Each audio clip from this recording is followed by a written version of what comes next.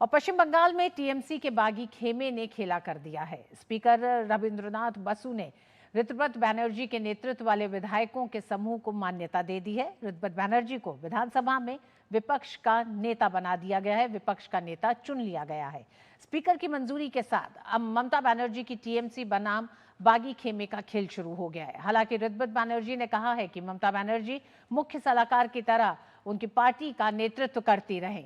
ये कहते हुए ऋतुव्रत बैनर्जी ने बता दिया है कि अब टीएमसी ममता बनर्जी की नहीं रही है। ऐसे में अब सवाल ये उठ रहा है कि ममता बनर्जी पहले सरकार से गई और अब क्या पार्टी से भी।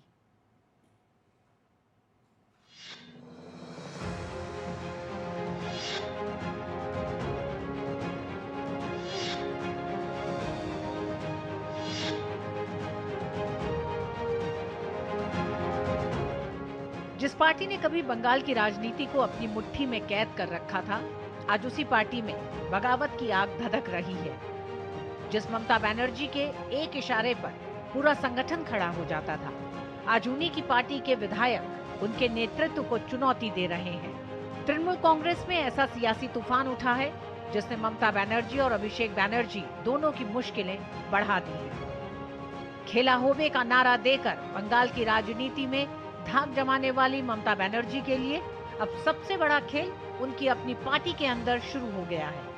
58 विधायकों का स्पीकर के पास पहुंचना, स्पीकर को ऋतुव्रत बैनर्जी को नेता प्रतिपक्ष बनाए जाने का समर्थन पत्र सौंपना, संकेत साफ है कि टीएमसी में दो फाड़ तय है। The speaker has accepted that. So the point is that 2/3 of the members, 80 members were elected by in Trinamool Congress symbol. 2/3 of them, more than 2/3 of them, has given our claim and the claim has been accepted. दरअसल TMC में टूट की पटकथा विधानसभा चुनाव में हार के बाद ही लिखी जाने लगी थी। हार के बाद लगातार नेताओं और कार्यकर्ताओं का पार्टी छोड़ना शुरू हुआ, लेकिन हालिया फर्जी हस्ताक्षर कांड ने आग में घी डालने का काम किया। ममता बनर्जी ने सोमवार को विधायक संदीपन साहा और ऋतुव्रत बैनर्जी को पार्टी से निष्कासित कर दिया था। दोनों नेताओं ने शिकायत की थी कि विधानसभा में नेता विपक्ष के चयन से जुड़े प्रस्ताव पर उनके फर्जी हस्ताक्षर किए गए। इस शिकायत के बाद मामला जांच एजेंसियों तक पहुंच गया और अब अभिषेक बनर्जी पर भी दबाव बढ़ता दिख रहा है। 8 जून को सीआईडी ने अभिषेक को पूछताछ के लिए तलब किया है।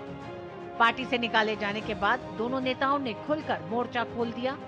बताया जा रहा है कि कोलकाता के विधायक छात्रावास में हुई एक गुप्त बैठक में कई विधायकों को एकजुट किया गया और उसी का नतीजा अब खुले विद्रोह के रूप में सामने आया है। परिस्थिति हुआ था, इसलिए आज इस तरीका से हम लोगों को करना पड़ा। तो जो भी हुआ अच्छा के लिए हुआ, हम लोग किया है। कोई दबाव नहीं था क्योंकि हम लोग थक गए थे। विरोधी दलों ने तो कौन होगा, इस इशू को लेकर हम लोग थक गए थे। हर 3 बार 2 बार हम लोग 3 बार सिग्नेचर किया, एक बार भूल हुआ, 2 बार भूल हुआ, 3 बार भूल हुआ। टीएमसी के भीतर सुलग रही नाराजगी की वजह भी अब खुलकर सामने आने लगी है। सस्पेंड चल रहे नेता रिजू दत्ता का दावा है कि पार्टी के कई विधायक अभिषेक बनर्जी की कार्यशैली और कथित कॉर्पोरेट मॉडल से नाराज थे। उनका आरोप है कि पार्टी में संवाद और लोकतांत्रिक व्यवस्था कमजोर पड़ गई थी। दीदी तो मुख्यमंत्री बन गए तो उनके पास तो जाना उतना पॉसिबल नहीं था, बट अभिषेक दा जो हमारे लीडर थे, जिनका पार्टी था, वो किसी से मिलते नहीं थे, किसी से बात नहीं करते थे। वो युवराज थे और दूसरे पार्टी में भी होता है कि कोई राजा होता है। यहाँ पर हो गया था कि अभिषेक बनर्जी राजा हैं और हम बाकी नौकर हैं। वहीं उधर बंगाल की सत्ता संभाल रही बीजेपी ने भी टीएमसी पर तीखा हमला बोला है।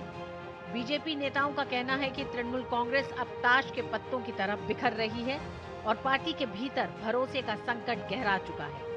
जबकि कांग्रेस ने तंज कसा कि ममता जिस खेल में माहिर थी वही आज उनके साथ हो रहा है।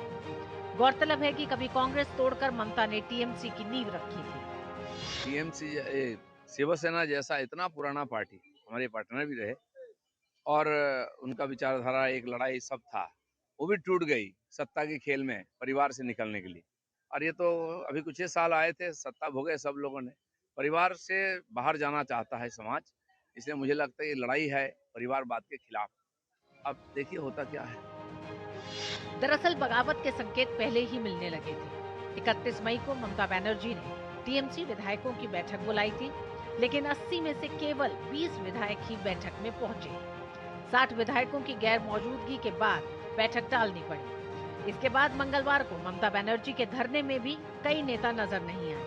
अब जब खुली बगावत सामने आ चुकी है तो लग रहा है कि तृणमूल कांग्रेस में लोकतंत्र नहीं बल्कि एक तरफा नेतृत्व हावी था, और यही असंतोष आज पार्टी के लिए सबसे बड़ा संकट बनकर सामने आया है। हालांकि ममता के हौसले अभी पस्त नहीं हैं। उन्हें लग रहा है कि पार्टी और उसके कार्यकर्ता अभी भी उनके साथ हैं, और इसी को ध्यान में रखकर ममता बनर्जी ने अपने संगठन की सभी समितियों को भंग कर दिया है। संगठनात्मक मूल्यांकन का व्यापक अभियान चलाएंगे, फिर संगठन ढांचे का पुनर्गठन करेंगे। सौरभ दत्ता के साथ ब्यूरो रिपोर्ट, डीडी न्यूज।